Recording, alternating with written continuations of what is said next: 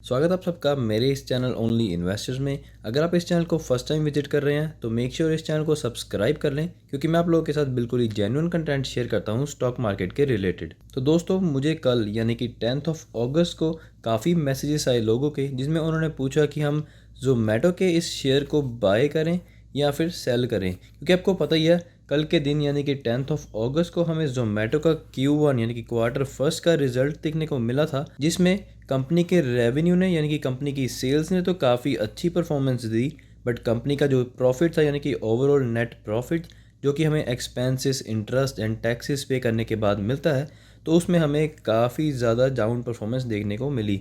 यानी कि कल कंपनी अल्टीमेटली लॉस में ही थी, जैसे कि जब से जोमेटो एग्जिस्ट कर रही है वो लॉस में ही है, और इस क्वार्टर में भी हमें अगेन ये कंपनी लॉस में देखने को मिली। तो उसी के चलते ये जोमेटो का शेयर 4.29% हमें डाउन आता हुआ देखने को मिला। एंड इन सब चीज़ों के चलते मुझे काफ़ी सारे लोगों के मैसेजेस आए कि सर क्या हम इस शेयर को बाय करें या सेल करें। तो इस वीडियो में मैं आप लोगों के इस बाय सेल क्वेश्चन का आंसर दूंगा, बट उससे पहले हम इसके Q1 नंबर्स की ओर एक नज़र मारेंगे और उनको अच्छे से एनालाइज करेंगे, और साथ ही साथ में इस जोमेटो के शेयर को भी मैं क्विक एनालाइज करूंगा, ताकि जो मैं आप लोगों को आपके इस क्वेश्चन का आंसर दूंगा उसका रीज़न मैं आपको इसके नंबर्स एंड इसकी फंडामेंटल एनालिसिस जो करूंगा उनके बेसिस पे मैं ये आंसर दूंगा। तो दोस्तों, आप इस वीडियो को पूरा एंड तक देखना, ताकि आप मेरे हर एक पॉइंट को अच्छे से समझ पाएँ। तो चलिए इस वीडियो को शुरू करते हैं। तो सबसे पहले हम जोमेटो कंपनी के क्वार्टर फर्स्ट के यानी कि जो क्वार्टर जून में एंड हुआ उसके नंबर्स की ओर एक नज़र मारेंगे, जैसे कि मैंने वीडियो के स्टार्टिंग में बोला था।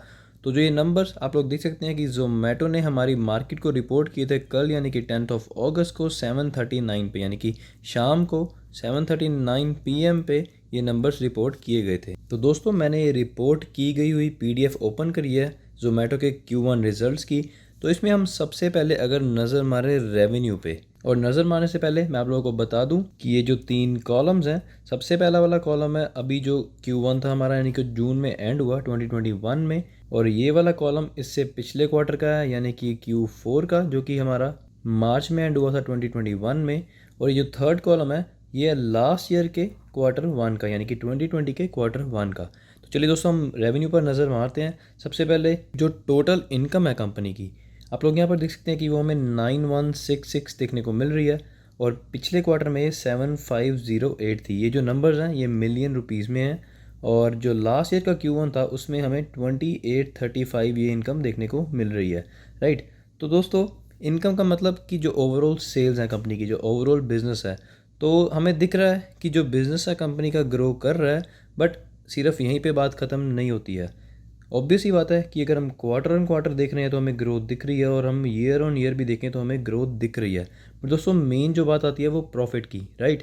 अगर कोई भी कंपनी या कोई भी इंसान एक बिज़नेस स्टार्ट करता है, राइट, तो वो ऑब्वियस ही बात है प्रॉफिट के लिए ही करता है। अगर वो बिज़नेस अल्टीमेटली प्रॉफिट में नहीं आएगा तो वो बिज़नेस एक अच्छा बिज़नेस नहीं माना जाएगा, राइट। आई नो कि हर एक कंपनी, हर एक बिज़नेस अपने इनिशियल फेज़ में स्ट्रगल जरूर करता है, बट आइए हम इसके प्रॉफिट के ऊपर एक नज़र मारते हैं। सो अगर हम रेवेन्यू में से एक्सपेंसेस को माइनस करें, तो टोटल एक्सपेंसेस की अगर हम बात करें तो आप लोग यहाँ पर देख सकते हैं कि इस क्वार्टर में यानी कि Q1 जो 2021 का था उसमें हमें 12597 देखने को मिल रही है, यानी कि 12,597, और इससे पिछले क्वार्टर में 8,850, और लास्ट ईयर के Q1 में 3,833 देखने को मिल रहा है। सो बेसिकली दोस्तों, जब एक कंपनी इतना अच्छा रेवेन्यू जनरेट कर पा रही है, बट उसको अपने एक्सपेंसेस को कंट्रोल करना भी उतना ही ज़रूरी होता है, जो कि हमें यहाँ पर देखने को नहीं मिल रहा है। यानी कि जोमेटो जो है अपने एक्सपेंसेस को कंट्रोल नहीं कर पा रही है। आप देख ही सकते हैं इसकी सेल्स के साथ साथ इसका एक्सपेंस यानी कि एक्सपेंसेस में भी हमें क्वार्टर ऑन क्वार्टर में भी ग्रोथ देखने को मिल रही है, और ईयर ऑन ईयर भी ग्रोथ देखने को मिल रही है, जो कि अच्छी बात बिल्कुल भी नहीं है, राइट। इसके बाद दोस्तों, इसका असर जो हमें इसके नेट प्रॉफिट पर ऑब्वियस ही बात है देखने को मिलेगा, जो कि आप लोग यहाँ पर देख सकते हैं। ये है इस कंपनी का नेट प्रॉफिट और लॉस। तो दोस्तों, ये जो ब्रैकेट्स में लिखा हुआ है ये इसीलिए लिखा हुआ है कि ये नेगेटिव शो करने के लिए होता है, यानी कि ऐसे जो रिजल्ट शो होते हैं ये ब्रैकेट का मतलब होता है नेगेटिव। तो अगर हम Q1 की बात करें, आप लोग देख सकते हैं कि हमें 3607 नेगेटिव देखने को मिल रहा है, और पिछले क्वार्टर में हमें -1342 देखने को मिल रहा है, और लास्ट ईयर के Q1 में हमें आप तो देख सकते हैं कि 998 देखने को मिल रहा है। तो क्वार्टर ऑन क्वार्टर अगर कंपेयर करें तो लॉस जो है, नेट लॉस, वो भी इंक्रीज़ हुआ है और ईयर ऑन ईयर भी इंक्रीज़ हुआ है। तो दोस्तों बेसिकली कंपनी का रेवेन्यू काफ़ी अच्छा परफॉर्म किया, बट कंपनी के प्रॉफिट्स नहीं आए बिल्कुल भी। कंपनी अगेन लॉस में ही है, जो कि बिल्कुल भी अच्छी बात नहीं है। तो दोस्तों अगर हम इस Q1 के चलते, जो कि आपने मुझे क्वेश्चन पूछा था कि हम इस स्टॉक में बाय करें या सेल करें, तो दोस्तों पहला जो चीज़ थी Q1 रिज़ल्ट, राइट। इसके चलते तो आप कभी भी इसमें बाय मत कीजिए। अगर आपके पास ये स्टॉक है अभी, अगर आप उसमें प्रॉफिट में हैं, यानी कि अगर आपको इसके IPO में ये अलॉटमेंट हो गई थी, तो आप अपना प्रॉफिट इस पॉइंट पर बुक कर सकते हैं। ये मैं अपनी अकॉर्डिंग बात कर रहा हूँ, यानी कि अगर मैं आपकी जगह होता तो मैं इसे इस पॉइंट पर सेल करता। क्योंकि दोस्तों आप खुद सोचिए, जब भी आप एज अ इन्वेस्टर बात करते हैं, तो जहाँ पर भी आप अपना पैसे को इन्वेस्ट कर रहे हैं, पैसे की सेफ्टी सबसे पहले इंपॉर्टेंट है। और एक ऐसी कंपनी जो कि प्रॉफिटेबल ही नहीं हो पा रही है, वो आपको पैसे को कैसे सेफ रख सकेगी? पैसा ग्रो होना या नहीं होना वो बात की बात होती है, बट एटलीस्ट सबसे पहले पैसा सेफ तो रहे, जितना पैसा है उतना तो रहे, राइट। तो इसमें हम बाय करेंगे, नो डाउट करेंगे, बट तब करेंगे अभी हम अगले Q2 का, Q3 का, Q4 का वेट करेंगे। अगर कंपनी Q2 में लॉस में आती है कोई बात नहीं, अगर बट इसका लॉस जो है वो कम होना चाहिए, और Q3 में भी लॉस और कम हो, राइट, और Q4 में लॉस कम हो और ज़्यादा, या फिर कंपनी प्रॉफिट में आए थोड़ी सी। तो अगर ऐसी चीज़ें होती हैं, यानी कि कंपनी का जो ओवरऑल नेट प्रॉफिट और लॉस है वो इम्प्रूव होता हुआ हमें देखने को मिलेगा, तो हम ऑब्वियस ही बात है इसमें ज़रूर बाय करेंगे इन स्टॉक्स को। बट अभी इस पॉइंट पे ये रिज़ल्ट हमें बहुत ही बुरा देखने को मिल रहा है, कंपनी के लॉस बढ़ते ही चले जा रहे हैं, बढ़ते ही चले जा रहे हैं। तो इस पॉइंट पे मैं आपको बिल्कुल भी प्रेफर नहीं करूँगा कि आप इस स्टॉक को अभी बाय करें। इसके बाद दोस्तों अगर हम बात करें दूसरी चीज़ की, जो कि इस स्टॉक की हम बैलेंस शीट को एनालाइज करेंगे, तो आप लोग यहाँ पर देख सकते हैं कि कंपनी के पास जो रिजर्व्स एंड सरप्लस हैं, ये नंबर्स भी दोस्तों करोड्स में, यानी कि करोड़ रुपीज़ में। तो हमें लगभग 7754 करोड़ के आसपास ये देखने को मिल रहे हैं रिज़र्व, जो कि बहुत ही अच्छे रिज़र्व्स हैं। इसके बाद अगर हम कंपनी के ऊपर कर्जे की बात करें, लॉन्ग टर्म बोरिंग्स कंपनी के पास बिल्कुल भी नहीं है, यानी कि कंपनी डेट फ्री है इस टाइम। उसके बाद दोस्तों अगर हम शॉर्ट टर्म बोरिंग्स की बात करें तो वो भी हमें ज़ीरो देखने को मिल रही है, तो ये बहुत ही अच्छी बात है, यानी कि एक प्लस पॉइंट है कंपनी के लिए।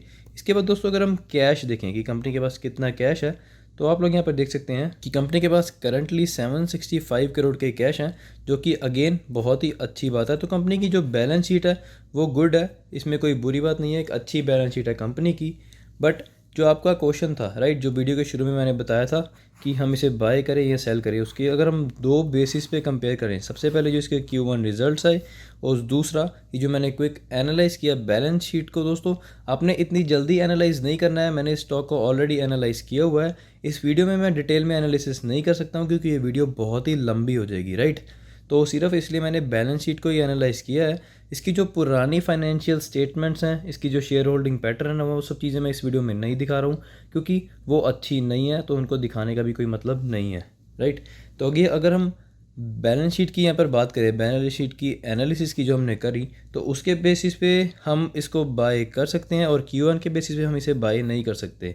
और अगर हम सेल की बात करें तो हम Q1 के बेसिस पे इसे सेल कर सकते हैं, और बैलेंस शीट के बेसिस पे हम इसे सेल भी कर सकते हैं और बाय भी कर सकते हैं, राइट। सो दोस्तों अगर हम ओवरऑल आंसर की बात करें कि ओवरऑल हमें अब क्या करना चाहिए, क्योंकि कंपनी की जो बैलेंस शीट है वो अच्छी है, और जो रिजल्ट्स हैं, जो बिज़नेस है वो लॉस में है, राइट। तो आप मुझे एक क्वेश्चन का आंसर दीजिए कि अगर आपको मैं बोलूँ कि मैं आपको ये पूरी की पूरी कंपनी खरीदने के लिए बोल रहा हूँ इस टाइम, समझ लीजिए कि आप अफोर्ड कर सकते हैं ये जोमेटो कंपनी, राइट। तो अगर आप इस पूरी कंपनी को ख़रीदने जाएंगे, आप ऑब्वियस सी बात है ये चीज़ सोचेंगे ना कि ये कंपनी प्रॉफिट में है या नहीं है। मैं इस बिज़नेस को ख़रीद रहा हूँ, जो कि एक बिज़नेस पूरे लॉस में है, लॉस बढ़ता ही चला जा रहा है, तो क्या आप इस कंपनी को ख़रीदेंगे? नहीं, राइट। तो ऐसे ही दोस्तों, जब आप एक भी स्टॉक बाय करते हैं किसी कंपनी का, तो आपको ऐसा नहीं सोचना है कि आप सिर्फ 120 रुपये लगा रहे हैं, 130 ही लगा रहे हैं, 150 लगा रहे हैं, 200 लगा रहे हैं, ऐसा कभी भी नहीं सोचना है। आपको अगर एक भी स्टॉक बाय करना है, आपको हमेशा ये सोचना है कि आप पूरी की पूरी वो कंपनी ही बाय कर रहे हैं। तो आपको इस चीज़ का आंसर खुद ब खुद मिल जाएगा कि आपको वो स्टॉक बाय करना चाहिए या नहीं करना चाहिए, क्योंकि आप पूरी कंपनी तभी बाय करेंगे अगर उस कंपनी का बिज़नेस अच्छा होगा, और उस कंपनी का अगर बिज़नेस अच्छा है, वो कंसिस्टेंसी से ग्रो कर रहा है, तो आपको ऑब्वियस ही बात है लॉन्ग टर्म में आपको अपने शेयर प्राइस में भी ग्रोथ ज़रूर मिलेगी, यानी कि अपनी इन्वेस्टमेंट पे भी ग्रोथ ज़रूर देखने को मिलेगी। तो दोस्तों आई होप कि आपको अपने क्वेश्चन का आंसर मिल गया होगा कि आपको अभी इस जोमेटो के स्टॉक को बाय नहीं करना है। हम वेट करेंगे अगले क्वार्टर्स के रिजल्ट की, तो अगर उनमें हमें लॉस कम होता हुआ देखने को मिलेगा या फिर कंपनी थोड़ी सी प्रॉफिटेबल होती हुई देखने को मिलेगी, तो फिर मैं दोबारा इस पे वीडियो बनाऊंगा और अगर मुझे लगा तो मैं बाय करने को आपको कंसीडर करने के लिए बोलूँगा। बट आपने मेरे बोलने पर कभी भी कोई स्टॉक बाय नहीं करना है, आपने अपनी रिसर्च ज़रूर करनी है। तो दोस्तों ये थी मेरी आज एक छोटी सी वीडियो जिसमें मैंने जोमेटो की बैलेंस शीट को एक क्विक एनालाइज़ किया और साथ ही साथ में हमने इसके Q1 के रिजल्ट को भी एक क्विक एनालाइज़ किया और आपके क्वेश्चन जो कि थे बाय सेल के रिलेटेड इस स्टॉक के, उसका भी मैंने आंसर दिया। और ये तीनों चीज़ें मैंने अपने अकॉर्डिंग आंसर करी हैं। हर बंदे की अलग अलग सोच होती है, तो हो सकता है कोई और अगर आप उससे ये पूछें तो आपको वो अलग आंसर्स दे।